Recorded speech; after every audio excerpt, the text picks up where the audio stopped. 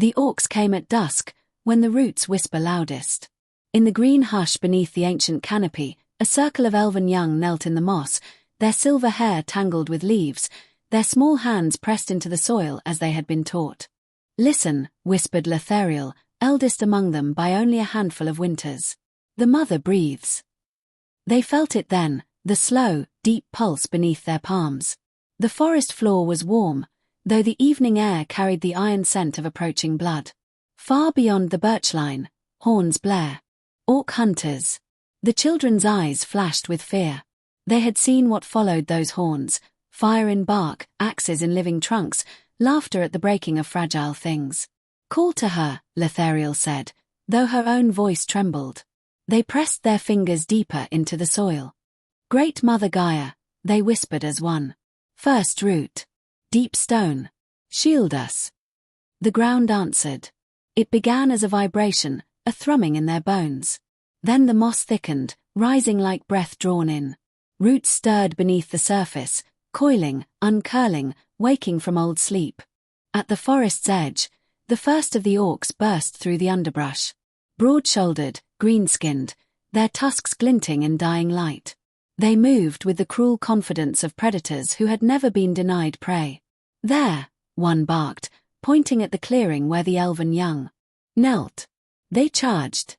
The earth split before their boots. Vines, thick as serpents, lashed upward. One orc roared as his legs were tangled and yanked from beneath him. Another swung his axe, severing a tendril, only to have three more seize his wrists and drag him screaming into a sudden sink of soft, swallowing loam. The children did not open their eyes. Tears streaked down dirt-smudged cheeks as they poured their fear into the soil, feeding it like rain. Letheriel felt something vast unfurl beneath them, a presence older than mountains. Not a voice, not quite, but a knowing. "You are mine." The wind shifted.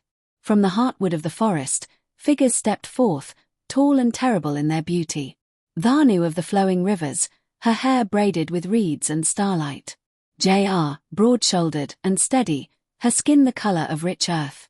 Demeter crowned in wheat, eyes blazing with harvest's promise and famine's threat.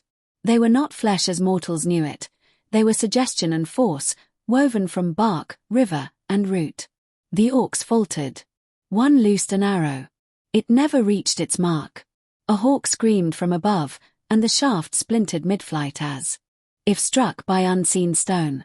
"Run!" shouted an orc captain, but the forest had already closed behind them. Trees bent, not breaking, but bending, forming walls of living wood.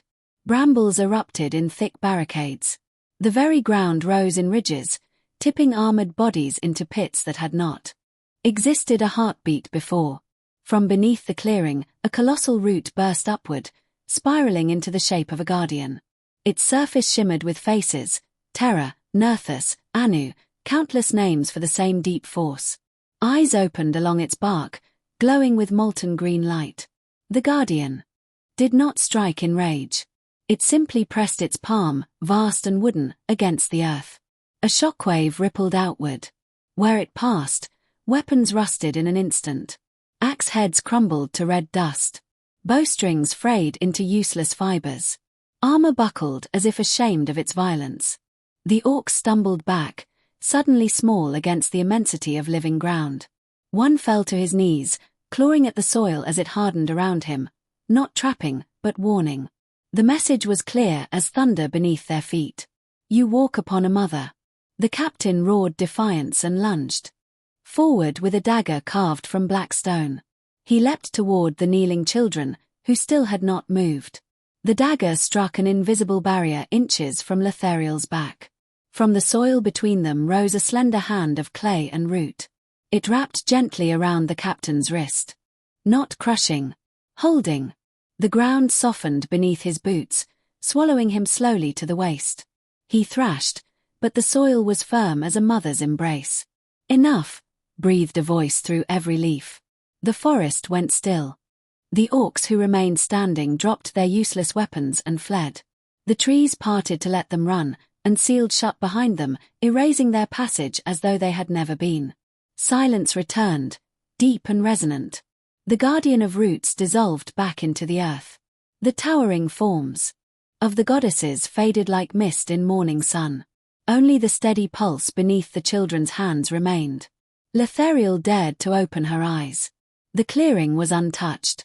No blood stained the moss. No scars marked the bark. Even the air smelled clean again, rich with loam and new growth. The children looked at one another in awe. "She heard us," one whispered. Letheriel shook her head softly. "She always hears." We remembered to listen.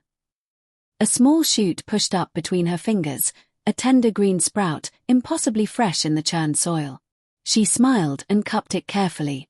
Far away, beyond the hills, the surviving orcs would carry stories of a forest that moved, of earth that swallowed steel, of unseen mothers who guarded their young. And beneath the ancient canopy, the elven children rose as twilight deepened into night, knowing they did not stand alone. For wherever root touched stone, wherever seed broke dark soil, the power of Gaia endured, vast, patient, and fiercely protective of all who called her mother.